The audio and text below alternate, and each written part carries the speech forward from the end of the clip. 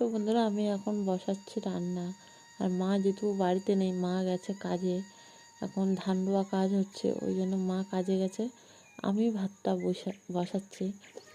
তো আমি অনেক কষ্টে আগুনটা ধরিয়েছি, কেননা কাঠগুলো না অনেকটা নরম হয়ে গেছে বর্ষার জন্য। আর বৃষ্টি যেহেতু একভাবে হচ্ছে, ওই জন্য বৃষ্টিতে কাঠগুলো নরম হয়ে গেছে, ওই জন্য আগুনও ধরাতে পারছে না। আধা ঘন্টা চেষ্টা করার পরে আগুনটা ধরেছে, তো আমি ধরাতে পারিনি। কাকি এসে লাস্টে আগুনটা ধরিয়ে দিয়েছে। অনেক চেষ্টার পরেও আমি আগুনটা কিছুতেই ধরাতে পারছিলাম না। তা কাকিকে ডেকে নিয়ে আসলো বোন, গিয়ে তারপরে আগুনটা ধরিয়ে দিয়েছে। তো কৃষ্ণার বাবা কিন্তু এই দুতলাতেই আছে, কারণ কৃষ্ণার বাবা এর উপরে আমার কাকির মেশিন আছে। তা কৃষ্ণার বাবার প্যান্টটা মানে তলারটা একটু বড় হয়ে গেছিলো, তাই জন্য ও প্যান্টটা কেটে ও ফিটিং করে নিচ্ছিলো। আর দেখো উপরে এই বাড়িগুলো আছে, এগুলো হচ্ছে আমার মেজো কাকা, জেঠু, তারপর আরেকটা কাকা, তাদের বাড়ি এগুলো। আর কাকি আর দেখো দিদা বাইরে বৃষ্টি হচ্ছে, আর বাইরে দরজার কাছে বসে বৃষ্টি উপভোগ করছে। আর মাদের বাড়ির কাছেই বাঁশবাগান, ওই জন্য মশার উপদ্রবও ভীষণ। এই হচ্ছে আমার দাদু। আর ইটের রাস্তাতে প্রচণ্ড শ্যাওলা পড়ছে, ওই জন্য মানে রাস্তা স্লিপ খাচ্ছে, ওই জন্য দাদু আস্তে আস্তে আসছে।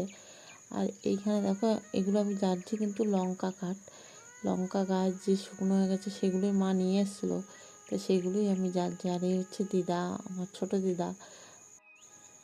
আর দিদা এখন ঝাঁটা বাঁধতে বসেছে। তা এইগুলো না পুরনো ঝাঁটাই, তা ঝাঁটাগুলো মানে ঢিলা হয়ে গেছিলো। তা কাকি বললো যে মা ঝাঁটাগুলোকে একটু ঠিক করে দাও। কাকি অতটা ভালো পারে না, ওই জন্য দিদা এসছে বলে দিদাকে দিয়েই করিয়ে নিচ্ছে। ঝাঁটাগুলোকে মানে ঠিক করে নিচ্ছে, যাতে ঝাঁট দিতে, বাইরে উঠোনগুলো ঝাঁট দিতে সুবিধা হয়। আর আমার এই দিদা কিন্তু সবই পারে, জুতো সেলাই থেকে চণ্ডীপাঠ যে কোনো কাজ বলবে সবই করতে পারে, কোনো কাজে পিছে পা হয় না। ঘরও পর্যন্ত ছাইতে পারে। আমার দিদার বাড়ি সুন্দরবনের দিকে, ওই জন্য দিদারা সব কাজই কম বেশি শিখে রেখেছে। তারা মোটামুটি সব কাজই পারে। আমার রান্না হয়ে গেছে, আর কৃষ্ণাকে আমি এখন স্নান করাবো। কৃষ্ণার সিঙ্গার স্নান সেবা দিতে আছে। তো তোমরা আমার ভিডিওটা পুরোটা দেখতে থাকো।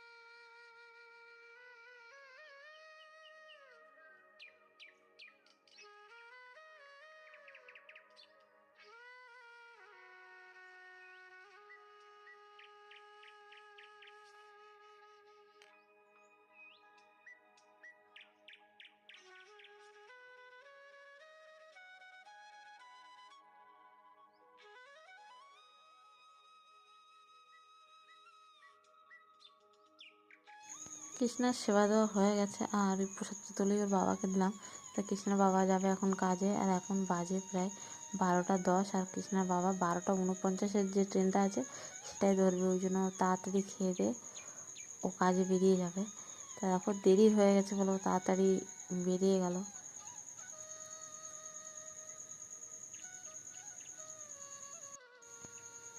এটা হচ্ছে আমার পিসির ছেলে, আর ও ভীষণ দুষ্টু। ওর বোনের পুতুলটা কী করেছে, এই কাদার মধ্যে ফেলে দিয়েছে, আর বোন যেহেতু কান্না করতে লেগে গেছে।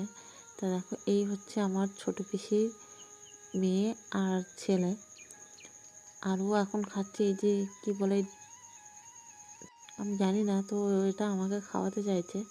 আর কৃষ্ণার দাদু কৃষ্ণার জন্য এনে দিয়েছে চাউমিন। তা কৃষ্ণার দাদু অনেক ভালোবেসে নিয়ে এসছে কৃষ্ণার জন্য চাউমিনটা।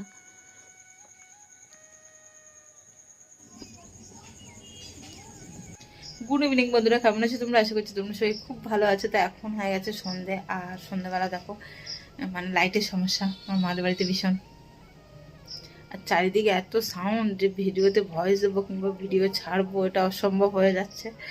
মানে কি বলবো, ভাইরা সকাল হলে গান ছেড়ে দেয়, সেই জন্য ভিডিও করাটা হচ্ছে না। মানে ভিডিও করা হচ্ছে কিন্তু সাউন্ড দেওয়া হচ্ছে না। তো এই ভিডিওগুলো এখন কদিন বাদেই আসবে, কেননা এখন সাউন্ড বাড়িতে গিয়ে সাউন্ড দেবো। তারপরে আমি যেহেতু আমার মাদের বাড়িতে আছি, সোনাদা দেখো কি সুন্দর বসে আছে। এই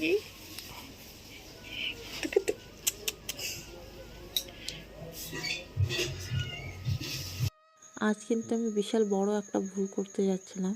সেটা হচ্ছে আমার পিসেমশাইকে বলেছিল যে কৃষ্ণার জন্য চাউমিন এনে দিতে ইস্কন মন্দির থেকে। তা পিসেমশাই কী করেছে, ইস্কন মন্দিরে চাউমিন পায়নি বলে পাশের রেস্টুরেন্ট থেকে চাউমিন এনে দিয়েছে। একটা এগ চাউ নিয়েছে, একটা আর কি প্লেন চাউ নিয়ে এসছে।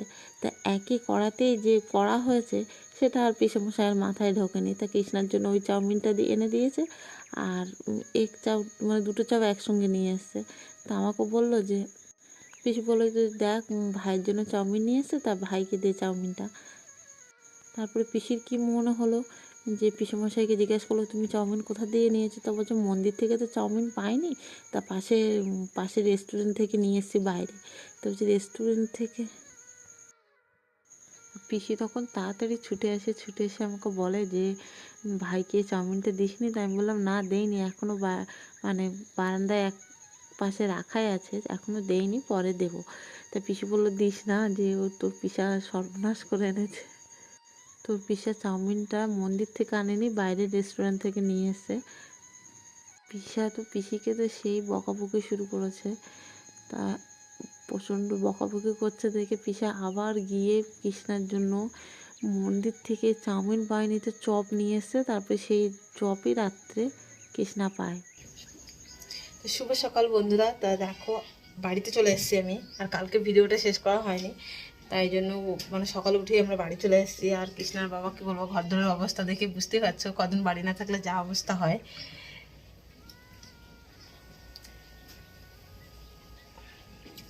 কৃষ্ণার বাবাকে পাঠিয়েছি দোকানে, আর আমি এসেই ভাত বসিয়ে দিয়েছি।